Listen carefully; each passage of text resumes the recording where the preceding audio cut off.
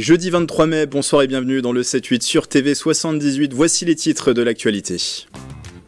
Immersion au sein d'une opération de surveillance menée par Enedis en hélicoptère. Le gestionnaire du réseau électrique inspecte plus de 300 km de lignes moyenne tension. L'objectif, localiser les éventuelles anomalies pour prévenir les pannes de courant. 91 communes ont été survolées. Dans les prochains jours, vous verrez sans doute ces bénévoles au feu tricolore, chasubles sur les épaules et tirelires à la main. Les journées nationales de la Croix-Rouge française se tiennent du 25 mai au 2 juin. Ces dons sont vitaux pour l'association de solidarité afin de financer les actions de proximité auprès des personnes dans le besoin. Interview à suivre. Suite et fin de nos épisodes à la rencontre des Yvelinois présents au 77e Festival de Cannes. Pendant l'événement, la musique de film et ses compositeurs sont mis également en lumière. Xavier Polycarpe est originaire de Bougival. Il a travaillé sur la bande originale de plusieurs productions. Nous l'avons croisé à l'occasion d'un live sur la Croisette organisé par la SACEM. Et puis dédicace avec des célébrités, concours de cosplay ou encore table ronde, le Geek Up Festival revient pour une 3e édition. Ça se passe samedi et dimanche au Parc de Diane des Clés-sous-Bois. Des invités de renom de la pop culture seront de la partie comme le comédien Ryan Potter de la série DC Titans. Et pour en parler, deux invités seront avec nous tout à l'heure, Geoffroy Cotonec et Gilles Guillou, qui seront tout à l'heure donc les invités du 7-8, le Geek Up Festival, mais pas que. Les propositions sont nombreuses ce week-end et on va voir ça avec vous. Gabriel Gontier, bonsoir. Bonsoir. Comme tous les jeudis, vous nous livrez votre sélection des idées de sortie à faire dans les Yvelines. Quel est le menu du week-end ? Eh bien, au programme ce soir, Grégory, le retour du festival Tracteur Blues organisé par l'association Blues sur Seine. On parlera également des fêtes de la nature qui se déroulent un peu partout dans le département ce week-end. Et puis surtout, je vous propose d'assister à une course insolite et inédite dans les Yvelines. On en parlera tout à l'heure. Mais on va commencer tout de suite avec vous, Gabriel, avec les informations du jour.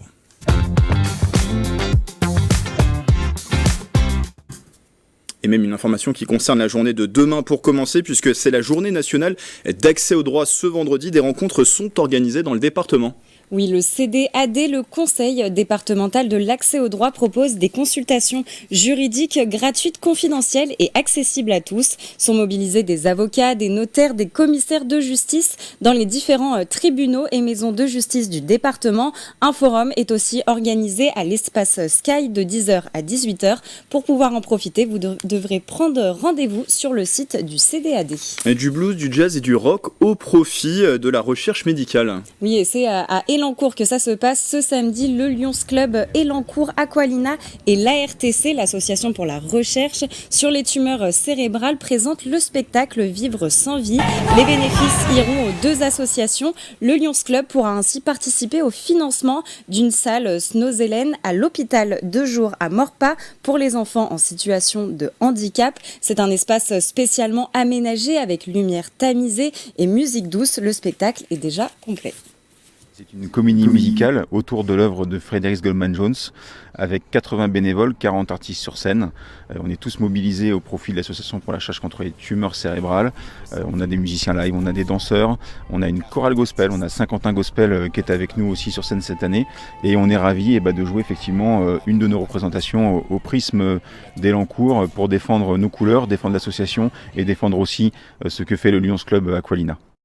Et on parle d'un événement caritatif encore, cette fois-ci mêlé avec du sport. La 33e édition du T-Break a été un succès. Oui, 21 000 € de dons récoltés, Grégory. 57 sportifs de haut niveau, issus de 24 disciplines, se sont rencontrés au golf Robert Herzan à la chaussée d'Ivry. La somme sera reversée comme chaque année à l'association SOS Gazelle pour la mise en place de stages de préparation physique, mentale et de prévention santé. Plusieurs enfants saint-quentinois ont pu bénéficier d'ateliers menés par ces sportifs, comme l'ex-patineuse Surya Bonali et l'actuel entraîneur de Brest, Éric Roy, marraine et parrain de l'édition. Une information insolite à présent, un équipement sportif à Maison Lafitte va porter le nom d'un tennisman russe, Daniil Medvedev. Oui, le 5e au classement ATP a fait le déplacement ce mardi 22 mai. Il s'est rendu sur le nouvel équipement situé sur l'île de Maison Lafitte, une dénomination qui ne doit rien au hasard. Le vainqueur de l'US Open 2021 a joué au club de 2014 à 2016.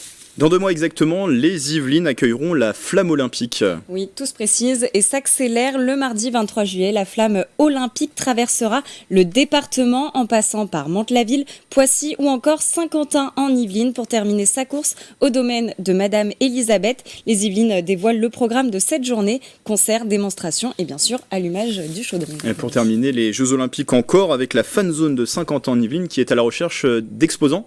Oui, vous êtes producteur, artisan ou encore créateur. Sky vous propose de vendre vos produits sur la fan zone. Le site sera ouvert du 27 juillet au 11 août. Vous avez jusqu'au 27 mai pour répondre à l'appel à participation. Merci beaucoup Gabriel. Depuis le 17 mai, Enedis inspecte plus de 300 km de lignes électriques en hélicoptère dans les Yvelines et aussi dans le département du Val d'Oise. Une maintenance préventive pour détecter d'éventuels défauts sur les lignes moyennes haute tension.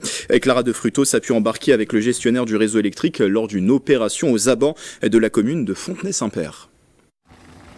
Tous les ans, l'opération est la même. La direction régionale d'Enedis en Île-de-France-Ouest inspecte un tiers de ces lignes électriques aériennes. Tous les 3 ans, ce sont près de 1000 km de lignes moyenne tension qui sont examinées. Une opération réalisée en hélicoptère par son partenaire, Air Touraine. Je mets mon logiciel en route, en fait, on a un logiciel de gestion laser. Donc je regarde si tout fonctionne bien, que tout va bien pour que la mission se déroule le mieux possible. Une mission qui s'effectue à basse altitude, soit à environ 10 mètres au-dessus des lignes. L'objectif, localiser le plus précisément possible les anomalies qui ne seraient pas visibles par les techniciens au sol.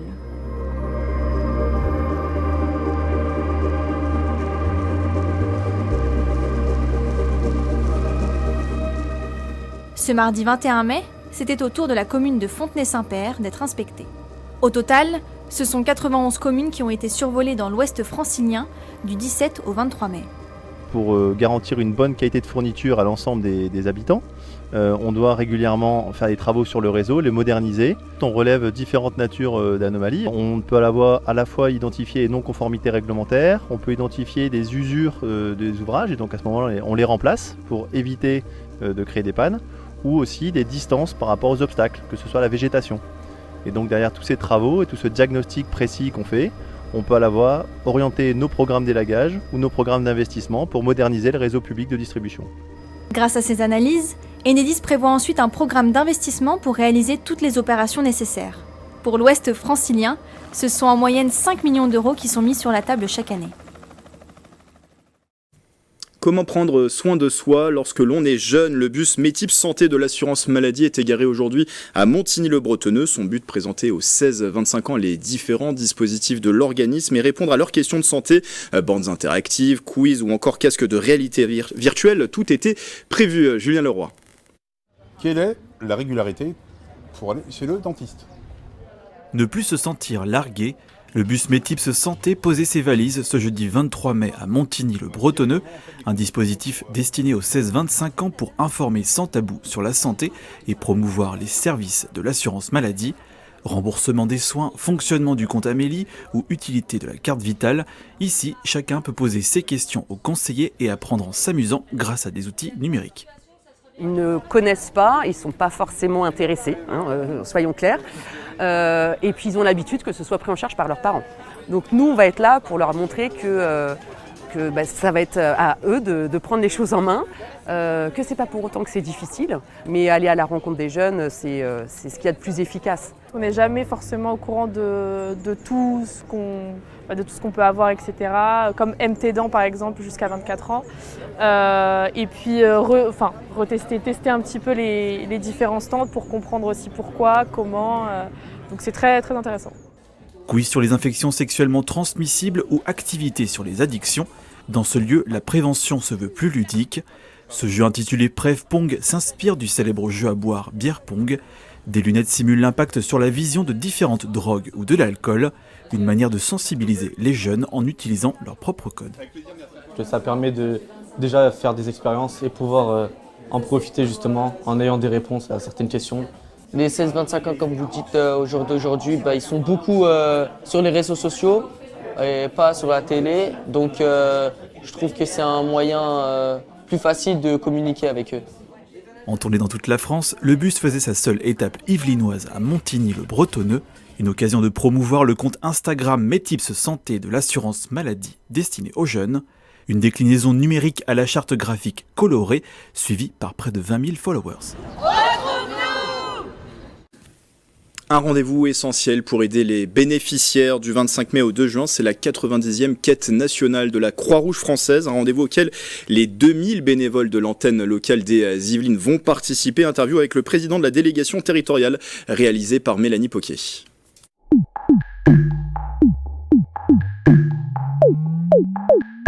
Cette quête, c'est vraiment un événement local, c'est-à-dire que tout ce qui est donné pendant cette quête va vraiment au local, c'est-à-dire que les gens qui vont donner sur 50 ans en Yvelines, tout l'argent sera récupéré pour l'unité locale de 50 ans en Yvelines.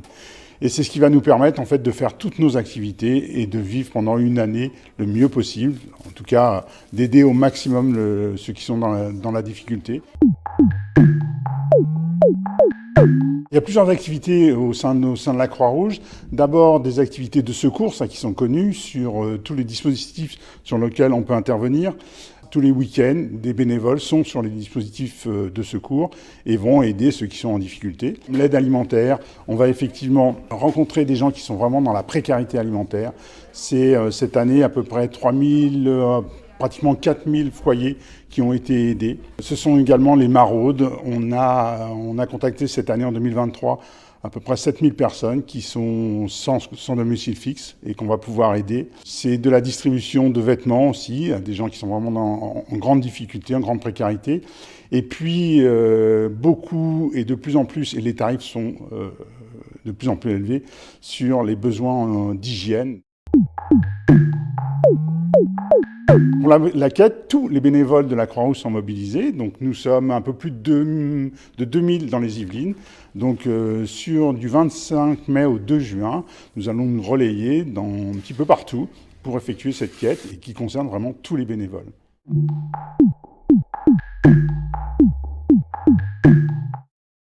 La Croix-Rouge des Yvelines qui a été victime la nuit dernière d'un incendie criminel. Un véhicule de l'antenne de Saint-Germain-en-Laye a été entièrement détruit. Véhicule pourtant essentiel pour les activités de maraude et de secourisme.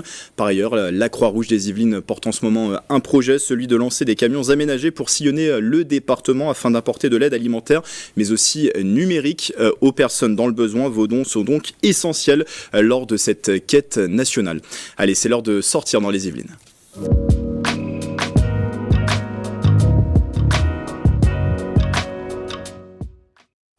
Comme chaque jeudi, la sélection de Gabriel Gontier pour sortir dans les Yvelines et on commence avec le retour d'un festival dès demain. Et oui, Grégory, tout le week-end, le festival Tracteur Blues revient dans les Yvelines, proposé par l'association Blues sur scène. Ce festival rural, musical et familial vous propose cette année encore une riche programmation, naviguant entre le jazz, le country, le blues ou encore le folk.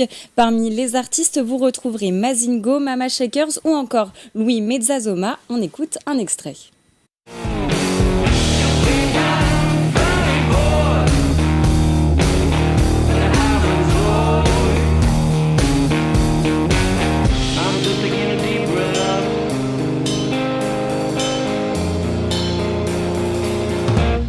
The devil says to myself. Rendez-vous donc les 24, 25 et 26 mai à Soindre, Argeville et Mousseau-sur-Seine. Autre rendez-vous qui attend les Yvelinois ce week-end, ça se passe dans la nature du côté de Poissy. Oui, et plus précisément au parc Maisonnier qui vous propose de nombreuses animations autour de la nature. Au programme, stand d'exposants et d'animations, village nature, spectacle ou encore tour de pédalo. À noter que d'autres événements ont lieu ce week-end dans les Yvelines. Juste à côté, à Carrières-sous-Poissy, une autre fête de la nature est proposée, organisée cette fois par le département des Yvelines. Enfin, à Saint-Quentin en Yvelines aussi, les communes se mobilisent. Vous nous proposez à présent une marche randonnée, en plus c'est pour la bonne cause. Oui, pour une bonne cause et aux côtés du Secours populaire français qui organise ce week-end sa 31e édition de la marche au profit de l'association. L'objectif, soutenir des enfants et des familles en leur offrant la possibilité de partir en vacances. L'événement, il est ouvert à tous. Alors pour les courageux, rendez-vous dès 7h15 à la salle associative Maupomé de Mantes-la-Ville. Si ça peut vous encourager, Grégory, il y aura un ravitaillement et surtout une grande tombola. Le ravitaillement, ça peut m'encourager ? Peut-être, c'est matinal. Hein, en tout cas, voilà, ça alliait plaisir et également donc solidarité. Alors eux aussi vous attendent nombreux, c'est les exposants des marchés artisanaux à Maurepas et Magny-les-Hameaux. Oui, à l'approche de l'été, les marchés artisanaux fleurissent à Saint-Quentin-en-Yvelines. À cette occasion, samedi soir, la 4e édition du marché artisanal nocturne se tiendra à Maurepas. Le même jour à Magny-les-Hameaux, un marché de producteurs et d'artisans aura également lieu, cette fois à la ferme École Graines d'Avenir. L'objectif, mettre en valeur l'artisanat et les circuits courts. On termine cette sélection avec une course insolite. Oui, et insolite, c'est peu de le dire, puisqu'il s'agit d'une course, tenez-vous bien, avec des fûts de bière. Le principe, car il y a quand même un enjeu sportif là-dedans, c'est que par équipe de 4, les nageurs font un tour de 500 mètres dans les étangs de Hollande, puis passent le relais à leur coéquipier. Le relais, c'est le fût de bière, vous l'avez compris, et la course dure ainsi pendant 2 heures. Avec ce nouveau challenge, le but est de mettre en valeur le sud des Yvelines, mais aussi la bière locale, puisque ce sont les fûts de la bière rambolitaine Labarge qui seront utilisés. Merci beaucoup Gabriel. Est-ce qu'il y a une préférence parmi votre sélection ? La dernière est plutôt oui, c'est vrai que c'est insolite et sympa. Ouais. À voir, oui, c'est vrai que c'est pas tous les jours. On aura l'occasion de voir ça. Merci beaucoup Gabriel. Une autre idée de sortie à suivre dans le 7-8 sera tout à l'heure dans les invités du 7-8 où on parlera du Geek Up Festival qui est au programme ce week-end au Clé-sous-Bois. Mais juste avant les invités du 7-8, je vous propose un dernier aller-retour au Festival de Cannes. Depuis le début de la semaine, TV78 part à la rencontre des Yvelinois qui sont présents sur la croisette. Le Festival de Cannes, ce n'est que du cinéma, ou presque. La musique aussi est mise à l'honneur car elle joue un rôle important dans le 7e art pendant l'événement. La SACEM qui assure la collecte et la répartition des droits d'auteur pour la diffusion publique met à l'honneur les compositeurs de musique de film comme l'artiste Xavier Polycarpe, originaire de Bougival qui a collaboré sur plusieurs productions.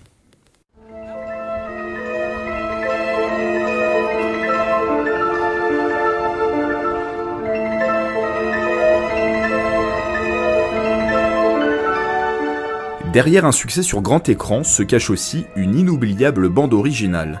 Pendant le 77e Festival de Cannes, la SACEM met une nouvelle fois en lumière les compositrices et compositeurs de musique de film.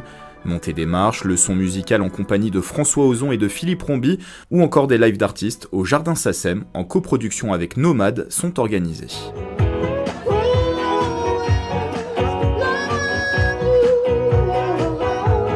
Xavier Polycarpe, originaire de Bougival, s'est produit sur place samedi 18 mai. Il a composé la musique de plusieurs films. Ce que j'aime bien dans l'exercice de la composition de musique de film, c'est qu'on est au service d'une équipe, d'un directeur, d'un réalisateur. Et donc il y a une direction à suivre, il y a un échange. La musique est au service de l'image. Voilà, en comparaison à quand on va enregistrer son propre disque, son propre album. C'est nous c'est l'artiste, le directeur qui fait la DA, qui est vraiment focus sur ce qu'il a envie d'exprimer. Et donc c'est une autre manière de voir la musique. Le natif des Yvelines s'est lancé dans la composition de musique de film il y a 10 ans avec son groupe Gush. En solo, Xavier Polycarpe a travaillé pour le film J'irai mourir dans les Carpates d'Antoine de Maximi et sur le documentaire de Cyril Dion, Animal.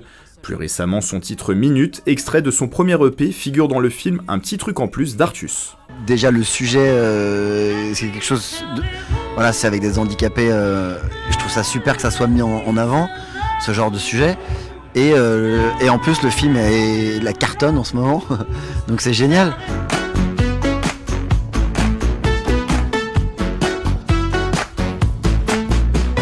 L'artiste se concentre en ce moment sur son nouvel EP dont la sortie est prévue à l'automne, avant pourquoi pas de collaborer à nouveau pour le 7e art.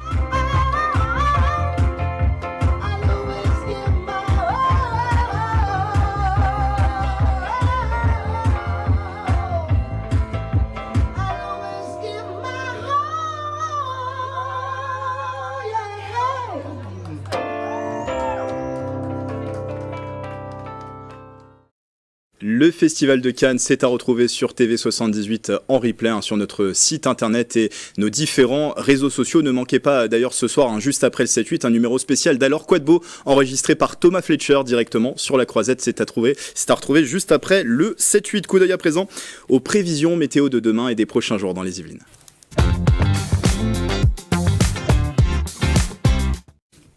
Un temps plutôt maussade, vendredi 24 mai, jour de la Saint-Donatien, grisaille le matin avec un ciel plus clair dans le nord des Yvelines, la température sera de 13 degrés, l'après-midi ça vire à l'orage sur l'ensemble du territoire, prudence, il fera entre 18 et 19 degrés, ce week-end vos conditions s'améliorent, pas de pluie prévue, il devrait faire frais le matin avec une minimale à 8 degrés dans les Yvelines, conditions similaires pour la journée de dimanche où il fera plus chaud le matin, le mercure montera jusqu'à 21 degrés, le ciel devrait être plus gris du côté de Versailles. Tout de suite, les invités du 7-8.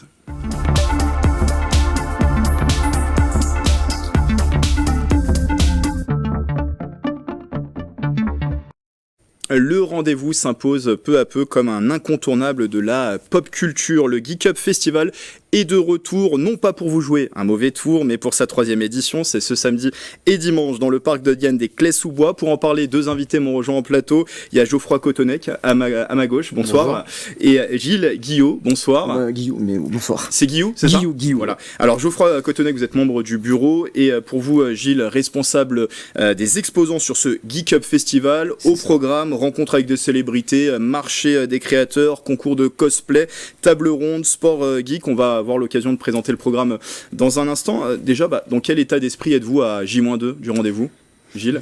Comme d'hab, on est dans les starting blocks parce que on prépare toute l'année.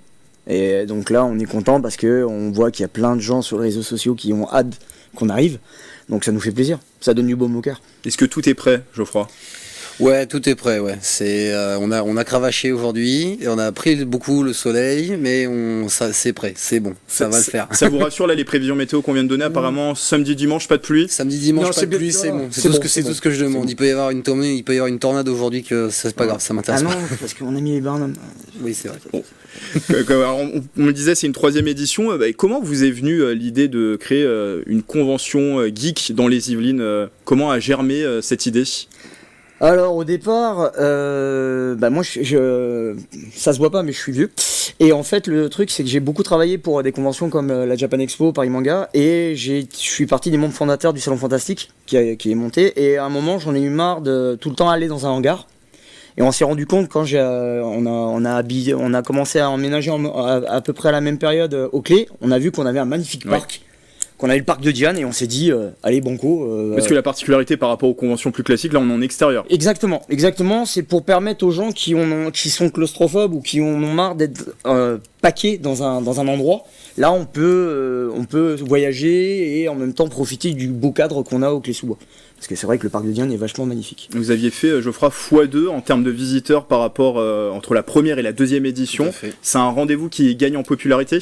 On espère en tout cas, nous on se donne toute l'année comme disait Gilles, on prépare toute l'année pour juste ces 2 journées-là, donc voir comme il dit qu'il y a des gens qui nous attendent au tournant, ça nous fait plaisir, et on espère que ça va continuer comme ça, nous on va continuer en tout cas. Est-ce que la culture geek a beaucoup d'adeptes dans les Yvelines, en Ile-de-France en général ? Oui. On voit pas mal de gens, et puis c'est que surtout on a un potentiel qui est énorme. On est l'Île-de-France, on a déjà Paris avec toutes les grosses conventions. Mais après, c'est vrai que des endroits comme les Clés, on nous attendait pas, on pensait pas que une convention en plein air et tout. Oh non, hein. Et bien là, en fait, on se rend compte que les gens, ils sont accros, ils sont contents parce que je le répète, on a un cadre qui est magnifique. On met ça sous Barnum, donc les gens ils peuvent se promener, il y a des food trucks, il y a tout ce qu'il faut. Ils ont juste à rentrer et puis à profiter. C'est tout. Alors chaque année il y a des invités en vedette, notamment pour cette édition il y a Ryan Potter, le comédien que l'on a vu dans le rôle de Beastie Boy dans la série DC Titans.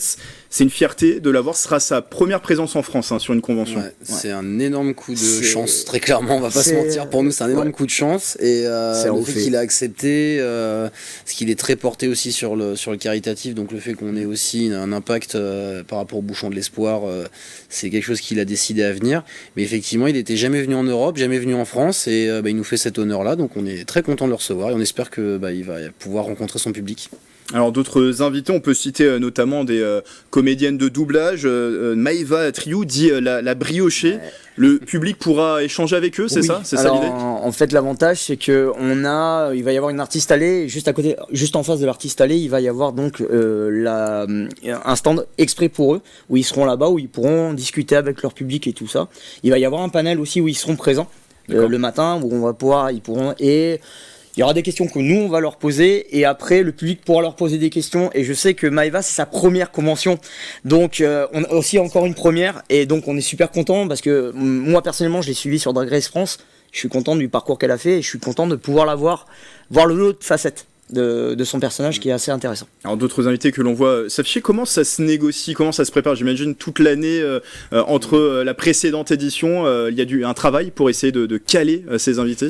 Ouais, bon, on a un planning qui est très très serré pour pouvoir rentrer dans les préparations culturelles, rentrer dans les calendriers et des invités, des exposants et autres. Mais ouais, du coup, quand on a les contacts, ça fonctionne beaucoup mieux. Donc on a nos petits contacts, nos petits amis, les agents qu'on appelle et on leur demande, vous avez quelqu'un de disponible à cette date-là? Moi j'aimerais bien cette personne-là. Et puis c'est une année d'aller-retour et non, pas ce budget-là, pas sur ces dates-là, pas dans ce sens-là, pas comme ça, pas dans cette couleur-là. Oui. Et voilà, et donc c'est ça toute l'année. Et que serait un événement geek sans son concours de cosplay? Yes. Là on peut le dire, il y a un jury de très très haut niveau. Ah oui, non, c'est de la qualité, c'est de la pépite, en sachant qu'on a déjà 2 cosplayers qui habitent plaisir. Donc c'est super, donc c'est Julie Aventure et Johnny Penn Cosplay. Donc on voit sosie officiel de Lara Croft, sosie officiel de Lucky Luke. C'est ça, et aussi qui fait la première, faut savoir, petite anecdote très drôle, c'est qu'il est arrivé la première édition en tant que visiteur. Geoffroy a discuté avec lui parce qu'il avait un magnifique costume de Kylo Ren. Où le tissu était le même que l'acteur avait et on a commencé à discuter avec eux, on a dit ouais ce serait bien que vous veniez pour le cosplay, ils ont dit ouais, ok banco et puis l'année dernière c'est super bien passé, on leur a dit vous revenez cette année, ils nous ont dit ouais. Et après on a Vilina qui est la nouvelle aussi, encore une nouvelle qui arrive une première fois encore pour Geek Up et qui elle a eu le TwitchCon et le WonderCon en niveau costume avec un costume de 3 mètres de large je crois, un truc comme ça, 3-4 mètres de large.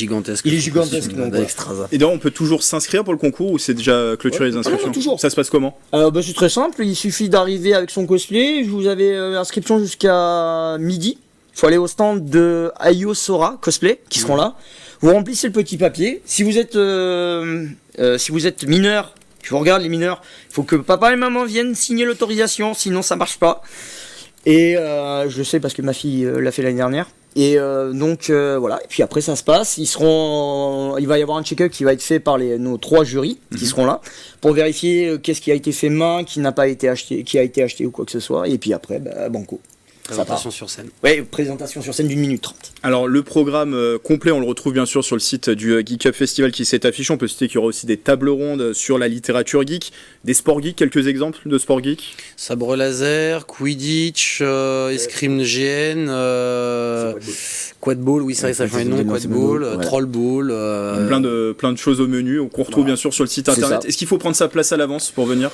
Alors c'est préférable parce que l'année dernière il y a eu pain et après il y a eu des queues énormes, donc ouais, vaut mieux. De toute façon c'est sur le site et puis c'est 5 €, donc c'est 5 € la journée, 8 € le week-end, en sachant qu'il y a 1 € qui ira pour les bouchons de l'espoir.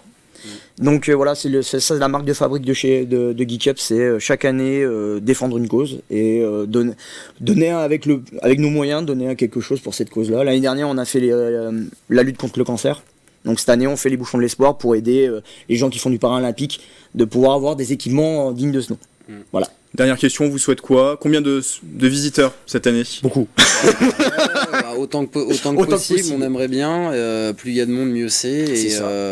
Et puis juste de passer un bon week-end où tout le monde passe un bon moment, partage dans la bonne ambiance, le temps que cette petite bulle reste là, au moins jusqu'à dimanche. Et après, retour à la vie réelle. Ouais. Rendez-vous donc ce week-end pour le 3e Geek Up Festival. Ça se passe samedi et dimanche dans le parc de Diane des Clés-sous-Bois. Merci Geoffroy, merci Gilles d'avoir été avec nous pour en parler. On retrouve encore une fois toutes les informations sur le site qui s'affiche geekupfestival.fr. Voilà, c'est la fin de ce 7-8. Merci de votre fidélité. Retour de l'information locale dès lundi en direct. D'ici là, passez un excellent week-end sur TV78.